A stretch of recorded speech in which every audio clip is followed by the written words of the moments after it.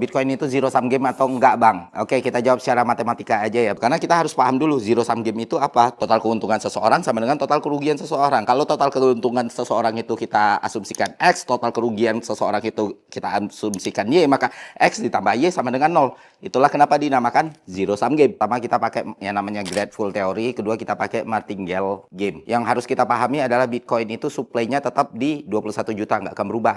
Sementara demand-nya fluktuatif. Nah, nilai dibentuk dari jumlah fiat yang masuk. Artinya ketika nggak ada cash flow di situ atau inflow di situ, maka nilai nggak akan bergerak positif. M-nya, market cap-nya itu ditentukan dengan P dalam kurung T dikali Q dalam kurung T. Nah, ketika kita masukkan formula itu ke dalam grateful theory, artinya apa? Artinya nilai dari satu koin atau Bitcoin dalam konteks ini, itu bisa naik ketika ada orang yang willing to pay lebih daripada lu gitu loh. Dan ketika nggak ada fiat masuk di situ, maka nilainya nggak akan pernah terbentuk. Ini berbeda dengan saham ataupun emas yang kalau dalam mid term sampai long term utilitasnya tuh ada tuh. Kalau emas kayak misalnya jadi perhiasan, jadi cincin, jadi gelang dan lain sebagainya. Sedangkan saham itu lu bisa dapat dividen dari situ, lu bisa dapat share dari situ dan lain sebagainya. Nah, artinya apa? Artinya ketika lu menggunakan Bitcoin dalam short term tadi, maka itu 100% zero sum game. Apakah saham bisa zero sum game? Bisa. Apakah emas bisa zero sum game? Bisa. Artinya ketika lu berharap nilai lebih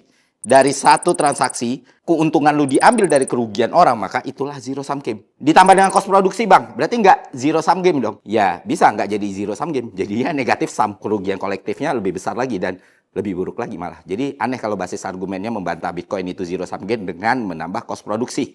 Bisa nggak Bitcoin tidak disebut sebagai zero sum game? Bisa. Kalau Bitcoin lu gunakan untuk menyimpan value dari sebuah nilai atau sebuah aset atau sebuah kekayaan yang lu miliki. Misalnya lu mau melawan inflasi, lu tinggal di Argentina misalnya. Ya kalau gue tinggal di Argentina sekarang mungkin porto gue bakal 70%, 80% Bitcoin.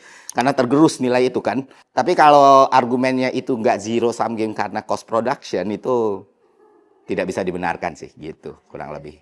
Udah nanti gue jelasin lebih lengkap formulanya di YouTube.